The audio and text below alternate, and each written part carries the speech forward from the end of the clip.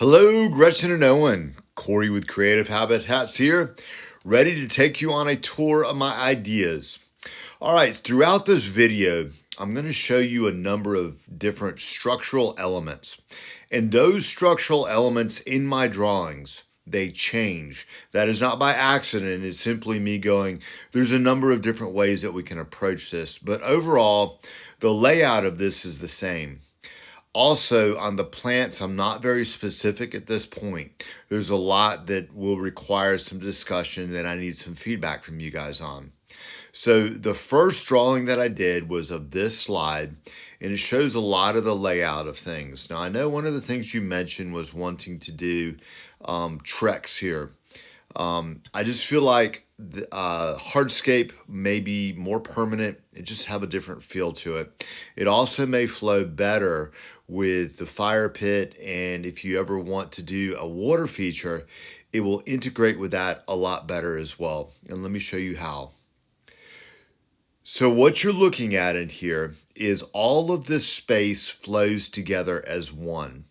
Where you would walk from the driveway to your front door, all of this space flows together as one.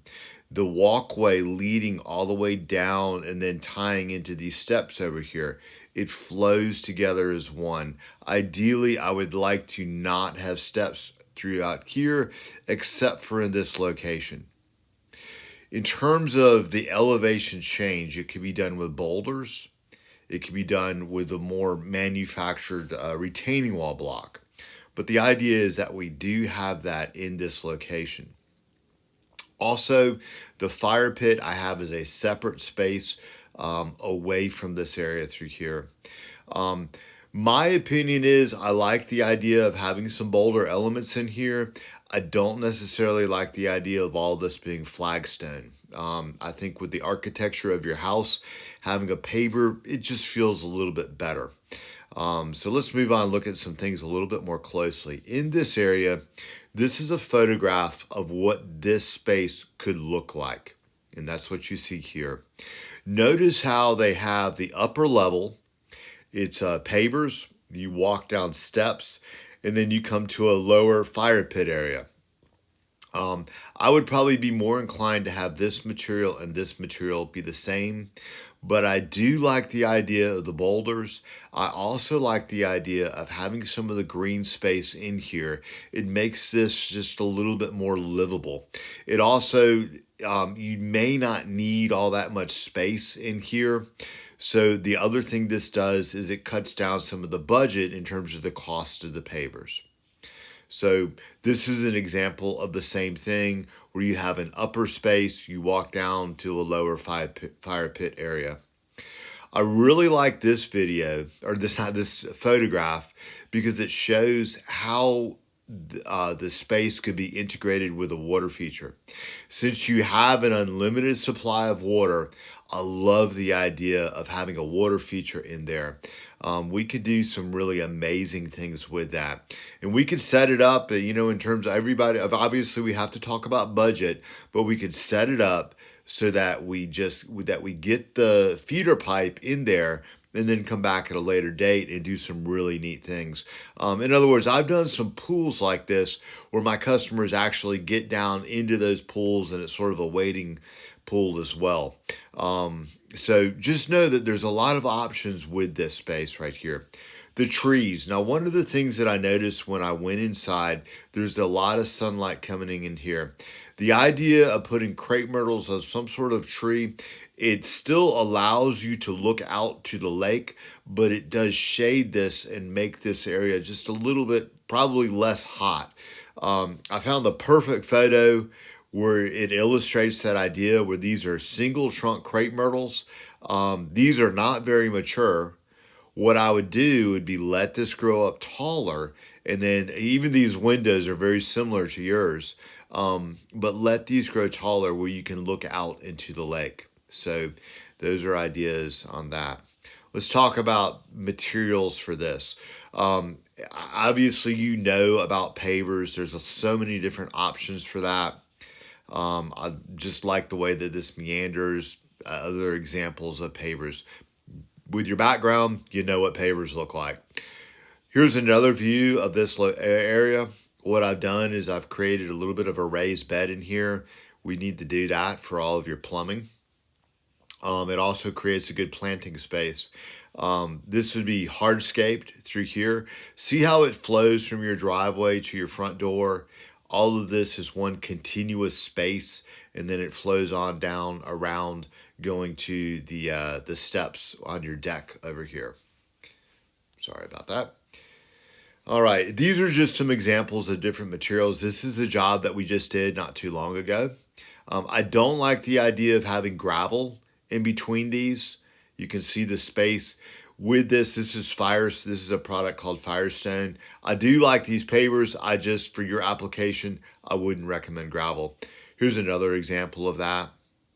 This is a slate material right here. I think this would look phenomenal right there. And of course, pavers. You know lots about pavers. This is a unique application of pavers, but that's something that we could look at more closely later on. How do you access this space? What kind of circulation do we have through here? Let me address that question. So whatever paver material we decide on, this is how I would recommend that space laying out. Same thing with the retaining wall. Whatever material we use on the other side, I would recommend in here. If we look at this from this perspective, this is what we're looking at on there. There's your walkway, how it ties into these steps and comes around. And one planting concept that I have for this area is do something with Japanese maples. Instead of doing a lot of smaller things in here, do Japanese maples in there. Now, I know your deck is right here. One of the reasons why I felt relatively comfortable with having a taller Japanese maple here is if you're sitting here, you're probably looking at this roof line. Also, it gives you, see your chairs up here, ultimately it will give you a little bit more shade on this area. In terms of the planting concept for this area, having different Japanese maples, sort of a collection of them, can look really, really beautiful and also be very simple to maintain. And these are just a few of the Japanese maples that would be available for that. At your entry, all right, I've cleaned it up some. Again, there's a repetition of the material that we use on the pavers and the walkway and all. That's what you see edged here. And then I've added some other solid elements, that being some smaller boulders and a pot. Possible planting combination is what you see here. Pot with something trailing out. This is lantana, black elephant ears, maybe encore azaleas, fire witch dianthus, Peruvian daffodil. Those are one of many, many different planting combinations I could recommend to you. On the side of the house, I'm gonna show you three different stylistic options. One is just your basic row of bushes. This could be something as simple as boxwood. It could be loropetalum. The way I drew it in here was azaleas. It could be very, very simple. The next one would be more of a perennial pollinator combination. What's interesting about this is you'll get visited by hummingbirds, bumblebees, birds. This brings nature in, and it can be a really beautiful and fun space. This is an example of what that may look like. Another example right here. But what you see in this photo, all of these are pollinator plants, and they're going to bring a lot of nature in. In this particular option, I've got some hardscape elements in here, or some solid evergreen elements, as well as some different flowerings and combinations of plants. This is something that would probably be a little bit better if you plan on being here more in the winter. And then lastly, I didn't do a drawing of it, but I wanted to show you some different plants that really make your living experience inside very fulfilling. We started doing a lot of different cut flower bulbs, and these are just an example of a couple of them. And this is a style of what it could feel like. Same thing here. So some of those bulbs, this is agapanthus. This is Peruvian daffodil. It's not a daffodil, it's just called that.